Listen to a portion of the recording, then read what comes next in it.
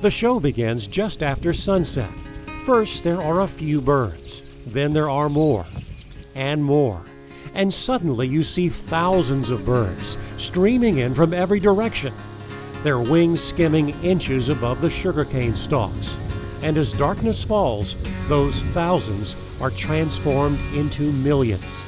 It's a safe place for them to hunker down for the night. It protects them from ground predators, from small mammals. It protects them from aerial predators like hawks and falcons and owls. Andrew Lachlan, a graduate student at Tulane, is researching this natural phenomenon that's been taking place in sugarcane fields near Vacherie for decades. He watches as the birds soar into the sky. Then this chaotic cloud of swallows swirls into a magical descent. Some of the birds will all of a sudden decide they're going down into the cane. And a lot of birds will start following that.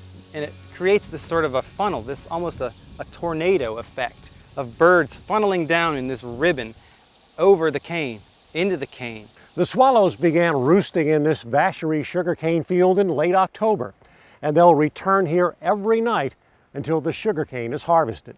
But after the sugarcane is cut, where do millions of swallows go? Do they stay together or move to other nearby fields, or continue their migration to Florida or Central and South America? Josh Sylvestre grew up near Vacherie and began watching these birds when he was 5 years old. Just the sheer number of birds, it's as impressive as the cane. If all the cane fields were to lift up and the cane was floating over your head, and you could appreciate just how much was there. Sylvestre is helping Lachlan net a few of the birds. After dark, they work on tagging the swallows and attaching miniature radio transmitters. Once the birds are all gone, we're going to drive around listening for their signals at different roosts throughout Louisiana that we can find and try to figure out, are these birds the same birds that we had in Vacherie, Louisiana?